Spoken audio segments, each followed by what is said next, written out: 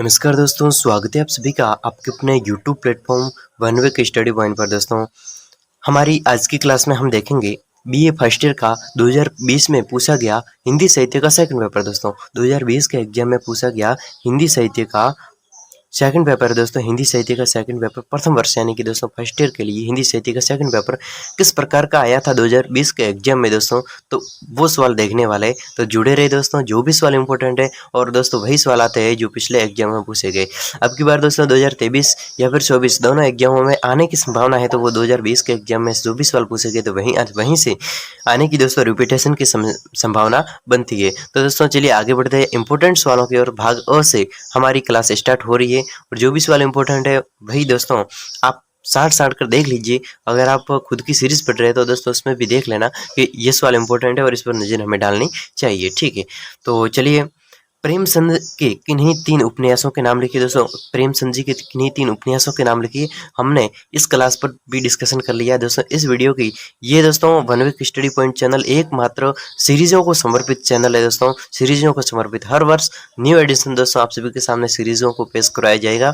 तो no doubt दोस्तों आप इस चैनल के माध्यम से अपने घर बैठे ही दोस्तों अपनी तैयारी को मजबूत बना सकते हैं। तो दोस्तों जरूर दोस्तों पहली बार है तो चैनल से जुड़ जाइए और चैनल को सब्सक्राइब कर लेवे। ठीक है, तो दोस्तों मैं आप सभी के सामने ये दूसरा सवाल रखने जा रहा हूँ। क्या है कि गबन शब्द से क्या तात्पर्य है। गबन शब्द से क्या तात्पर्य है। गबन उपन्यास के परिक्षेप में यह कितना सार्थक है। दोस्तों, गबन शब्द से क्या तात्पर्य है, सवाल पूछा गया 2020 के एग्जाम में। दोस्तों, तो अगला है उसने कहा था कहानी के प्रमुख पात्र का नाम बताइए। उसने कहा था कहानी के प्रमुख पात्र कौन है, तो उस पात्र के बारे में बताना है। दोस्तों, तो पूस की रात की कहानी की मूल संवेदना बताइए। पूस की रात आपकी कहानी है, यूनिटी में दे रखी है, तो उसकी मूल संवेदना क्या है। दोस्तों, इस पर भी हमने डिस्कशन कर लिया है क्लास में, तो दोस्तों जरूर देख लेवे।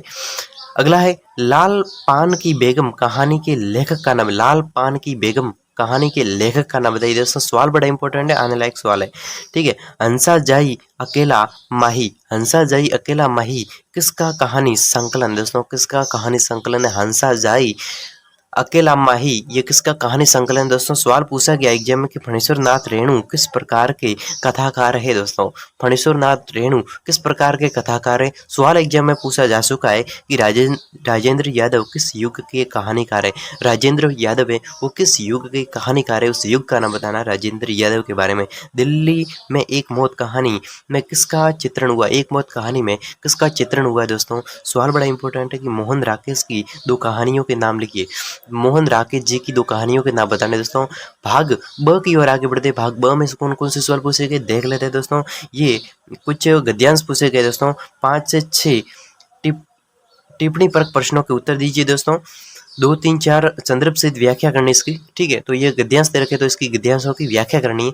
फर्स्ट टीका से गद्यांश है कि मैं कितना बड़ा कायर हूँ, क्या मैं बाबूजी को साफ साफ जवाब नहीं दे सकता था।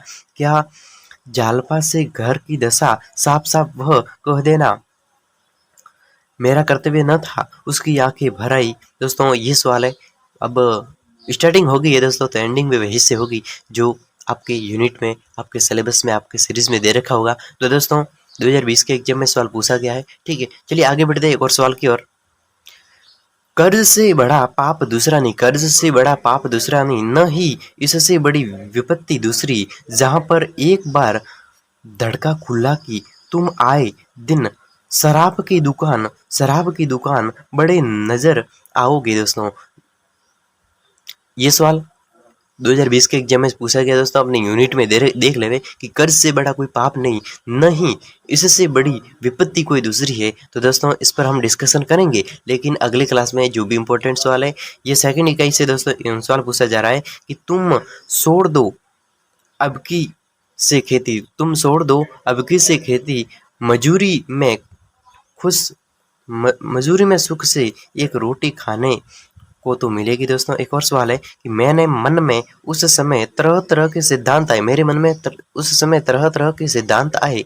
मैंने स्थिर किया कि अपराध के प्रति करुणा होनी चाहिए। दोस्तों, मैंने स्थिर किया कि अपराध के प्रति करुणा होनी चाहिए, रोज का अधिकार नहीं है। दोस्तों, सवाल बड़ा इंपॉर्टेंट है। दोस्तों, देख लेना यूनिट में। दोस्तों, मैं आपको यही दिखाने की कोशिश कर रहा हूँ कि 2020 में कौन सा पद्यांश आया था दोस्तों, स्टार्टिंग कर रहा हूँ और आपको दोस्तों एंडिंग यानी कि इस पद्यांश को अपनी यूनिट में देखना है और पढ़ना है, ठीक है। जो भी इम्पोर्टेंट है दोस्तों 2020 के एग्जाम में पूछे रिपीट होने की संभावना बनती है। गजाधर बाबू ने आहत दृष्टि से पत्नी को देखा। गजाधर बाबू में तीसरी यूनिट से दोस्तों सवाल पूछा जा रहा है कि गजाधर बाबू ने आहत की दृष्टि से पत्नी को देखा। उन्होंने अनुभव किया कि वह पत्नी बच्चों के लिए केवल धर्मोपार्जन के निमित्त मात्र है। किसी भी बात में हस्तक्षेप न करने के निश्चय के बाद भी उसका अस्तित्व अब वातावरण का एक भाग बन चुका है। दोस्तों सवाल पूछा गया है कि गजाधर बाबू आहत की दृष्टि से पत्नी को देखा। उन्होंने अनुभव किया कि वह पत्नी बच्चों के लिए केवल धर्मोपार्जन से निमित्त मात्र है। दोस्तों 2020 के एग्जाम में थर्ड यूनिट से सवाल पूछा जा चुका है कि वह बड़ा होता है। एक और सवाल पूछा गया अथवा में कि वह बड़ा होता गया था दोनों के बीच नहीं बल्कि अपने में अलग। वह बड़ा हो गया था दोनों के बीच नहीं लेकिन अपने में अलग। जब वे उसकी ओर देखते तो उन्हें हल्का सा आश्चर्य होता। उसका चेहरा एल्बम में लगी पुरानी फोटो सा जान पड़ता है। दोस्तों सवाल पूछा गया 2020 के एग्जाम में थर्ड यूनिट से। दोस्तों थर्ड यूनिट से चलिए आगे बढ़ते हैं। एक और सवाल पूछा गया चौथी यूनिट से। दोस्तों फोर्थ यूनिट से कि